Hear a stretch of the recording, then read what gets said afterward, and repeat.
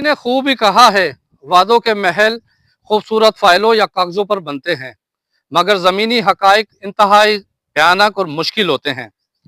आज हमारी स्टोरी का मकसद सक्खर रोड़ी बागड़जी से निकलने वाले तकरीबन 500 टन कचरे की है, जो कि यहाँ से उठाकर रोड़ी के एक नवाही इलाके अरोड़ में डंप किया जाता है। आइए चल के देखते हैं कि किस तरीके से कचरा उठाया जा रहा है और लोगों के क्या तहफ़्फ़ुज़ात हैं, वो कितने मुतमईन हैं। मेरे साथ रहिए। देहाती इलाके में वो डंपिंग स्टेशन है जो कि सक्खर सिटी, न्यू सिटी और निसार सद्दीकी टाउन से उठाए जाने वाला कचरे को इब्तदाई तौर पर यहाँ डंप किया जाता है और फिर उसके बाद हेवी मशीनरी से लेकर अरोड़ की साइड मुंतकिल किया जाता है। आइए चल के देखते हैं कि इसकी कचरे की दूसरी मंजिल क्या है और वहाँ के लोग क्या चाहते हैं, उनकी तवक्कुआत कितनी है और जो ये फैंस और बल्दिया उनके अफसरान क्या कहते हैं, इस हवाले से भी मालूमात करते हैं। मेरे साथ रहिएगा। इस टाइम जो है ना नालियाँ जो है ना, जो मेरे पूरे इलाके की नालियाँ जो है ना, ऐसा लग रहा है जैसे सीमेंट से किसी ने इसको कवर कर दिया हो।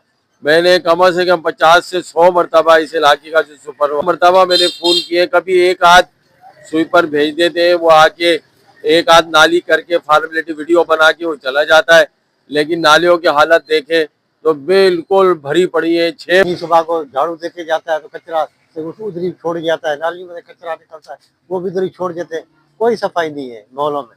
आज पता नहीं, मुझे हमें समझ में क्या हो गया, इन आदमियों को हो गया है तो ये सफाई नहीं करा रहे।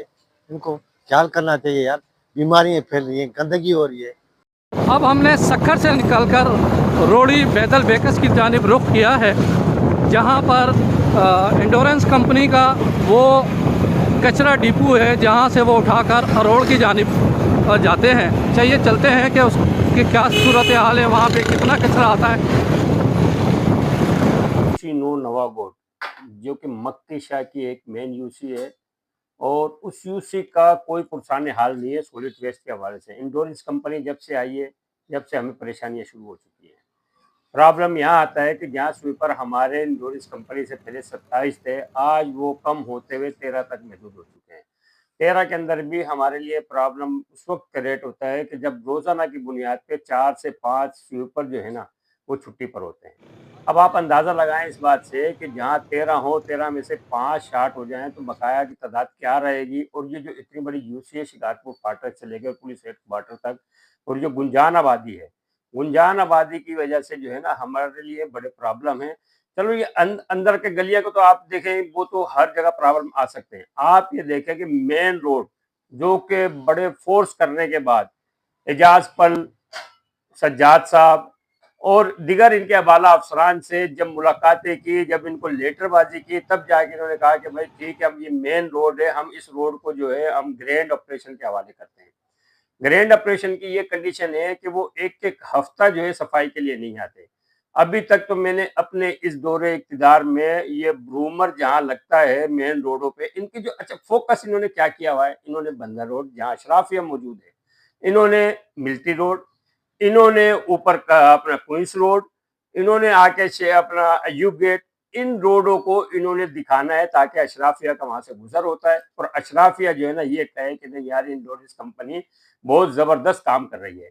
इसके बिल्कुल बरखिलाफ है। पूरा शहर जो है वो गंदगी का ढेर है। इसके अंदर कोई दो राय नहीं हो सकती। आप किसी भी आवाम से या किसी भी चेयरमैन से आप रब्ता करेंगे, वो अपना रोना धोना इसी बुनियाद पे करेगा कि आप स्वीपरों की तादाद बढ़ाएं, आप स्वीपरों की तादाद बढ़ाएं। स्वीपर ना होने की वजह से हमारे लिए प्रॉब्लम आ रहा है। स्वीपर की आप सैलरी तो भरपूर काटते हो, उनको पूरी तनख्वाही नहीं मिलती, पर मजबूरन हमें आवाज उठानी पड़ती है। खुदारा उनको पूरी सैलरियां दें और स्वीपरों की तादाद बढ़ाएं हर यूसी में, ताकि ये मामला सेटल। ये कचरा डंप करने का बैदल बेकस डिपो है, जो कि रेलवे ट्रैक और बैदल बेकस हायर सेकेंडरी स्कूल के बिल्कुल नज़दीक है।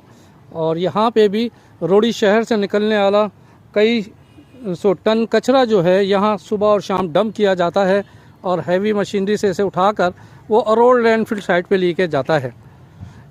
ये कचरे के ढेर हैं।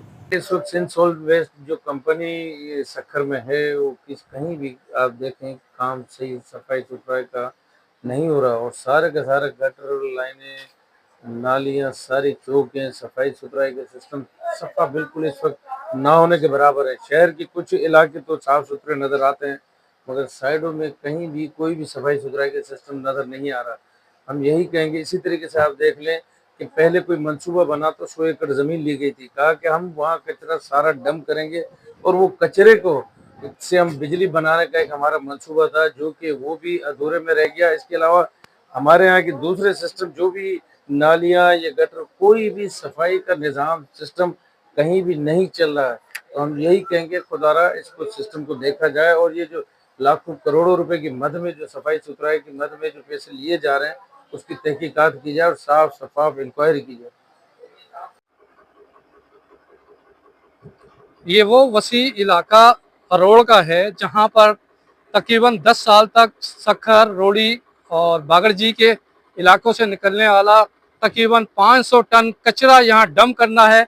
उसके बाद इंतज़ामिया ये रेत, ये मट्टी से इसे बिल्कुल बंद करेगी और उसके बाद जो है ये 4 दीवारी के अंदर एक मंसूबा तरतीब दिया गया था कि इसके अंदर बिजली पैदा करने का भी सिलसिला शुरू किया जाएगा, जो कि आज तक कागजों और खूबसूरत फाइलों तक तो महदूद है, मगर कचरे से बिजली पैदा करने का ख्वाब शर्मिंदा ताबीर नहीं हो सका है।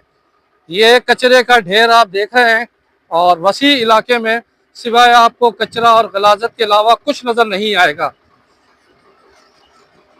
शहर की मजमूई सूरत सफाई की इंतहाई नाकस है। सिर्फ ख़ास रोड का एहतमाम होता है कि कुछ उनको सफाई कर दी जाती है, बाकी जब से सॉलिड वेस्ट डिपार्टमेंट बना है सफाई का कोई पुरसान हल नहीं है। करोड़ों रुपए के बजट जो है बस वो बंदर बांट हो रही है। और जहाँ तक गवर्नमेंट की सैलरी होती है कि कितनी 40,000 या उसकी लगभग सैलरी होनी चाहिए, इन बेचारों को 12-12, 13-13 हज़ार रुपये दे के काम करवा रहे होते हैं और स्टाफ की तादाद कम से कम होती जा रही है। और कचरा उठाने वाली कंपनी के दावे अपनी जगह। शहर को साफ सुथरा रखने के लिए हमें भी एक अच्छे शहरी होने का सबूत देना चाहिए, ताकि शहर में निकासी फराहमियाब का निज़ाम हो या कचरा साफ करने का सिलसिला, उसमें बेहतरी आ सके। हमने इस स्टोरी में कोशिश की कि किसी तरीके से म्यूनिसिपल कॉरपोरेशन, इंश्योरेंस कंपनी के आला अफसरान से रब्ता करके उनका भी मौक़िफ़ सामने लाया जाए, मगर कोशिश के बावजूद रब्ता ना हो सका, जिसकी वजह से उनका मौक़िफ़ सामने नहीं आया। उम्मीद है कि इस स्टोरी में आपको बहुत सी चीज़ें पसंद आई होंगी। अपनी राय के लिए एक मरतबा फिर हमें इनबॉक्स में अपना मैसेज भेजिएगा। Parvez Khan, media point 071 Aror, Sukkur.